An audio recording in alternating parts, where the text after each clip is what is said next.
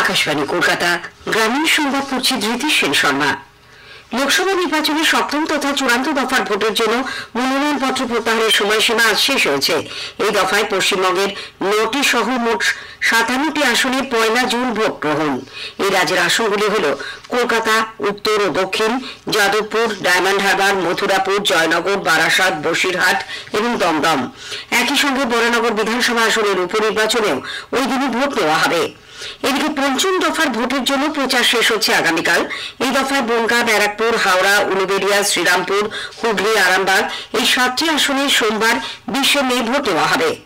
হাওড়া লোকসভা কেন্দ্রের নির্বাচন নিয়ে বিশাল নিরাপত্তা জোরদার করা হয়েছে।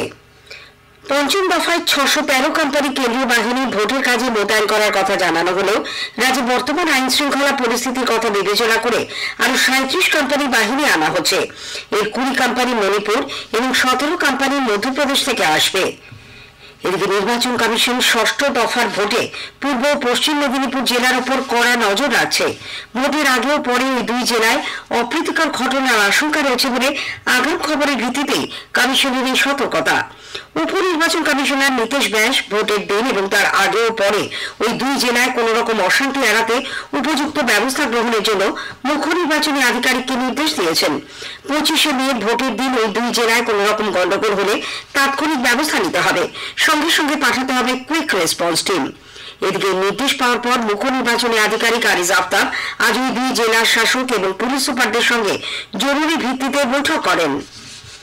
মুখ্যমন্ত্রী মমতা ব্যানার্জির বিরুদ্ধে কুরুচিকর মন্তব্য করার অভিযোগের প্রেক্ষিতে নির্বাচন কমিশন তমলুকের বিজেপি প্রার্থী প্রাক্তন বিচারপতি অভিজিৎ গাঙ্গুলিকে শোকজ করেছে। আগামী সোমবার বিকেল 5টার মধ্যে তার জবাব চেয়ে নোটিশ পাঠানো হয়েছে বলে কমিশন সূত্রে জানা গেছে।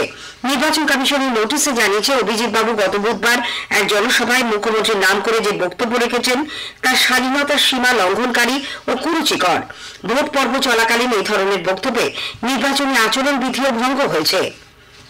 সন্ত্রাসকারীর গ্রেপ্তার হওয়া বিজেপি নেত্রী পিয়ালি দাসকে অবিলম্বে মুক্তির নির্দেশ দিয়েছে কলকাতা হাইকোর্ট। নিম্ন আদালত তাকে 7 দিনের জেল হেফাজতের নির্দেশ দিয়েছিল। এর বিরুদ্ধে কলকাতা হাইকোর্টের দ্বারস্থ হন পিয়ালি। বিচারপতি জয় সেনগুপ্ত আজ তাকে ব্যক্তিগত বন্ডে মুক্তির নির্দেশ দিয়ে গ্রেপ্তারি নিয়ে প্রশ্ন তোলেন। এই গ্রেপ্তারের নেপথ্যে কে রয়েছেন সেই প্রশ্ন তুলেছেন বিচারপতি। উল্লেখ্য, সন্দেশকারী স্টিং অপারেশনের ভিডিও সামনে আসার পর একাধিক অভিযোগের ভিত্তিতে পুলিশ পিয়ালি দাসকে নোটিশ দেয়। উত্তর 24 পরগনার ঠাকুরনগরের ঠাকুর বাড়িতে সংশোধিত নাগরিকত্ব আইন সিএতে আবেদন করার প্রক্রিয়া আজ শুরু হয়েছে। অল ইন্ডিয়া মতুয়া মহাসংঘের পক্ষ থেকে অনলাইনে আবেদন গ্রহণ করা হচ্ছে। প্রথম দিনেই উত্তর 24 পরগনার নদিয়া জেলা থেকে মতুয়া সম্প্রদায়ভুক্ত একাধিক মানুষ সিএ এর জন্য আবেদন করেছেন।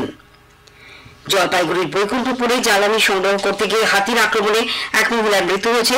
বছর 26-এর ওই মহিলার নাম বিউটি রায়। নদাপাড়া গ্রামের এই ঘটনার পর স্থানীয় বাসিন্দারা বন দপ্তরের কর্মীদের ঘিরে ধরে বিক্ষোভ দেখান।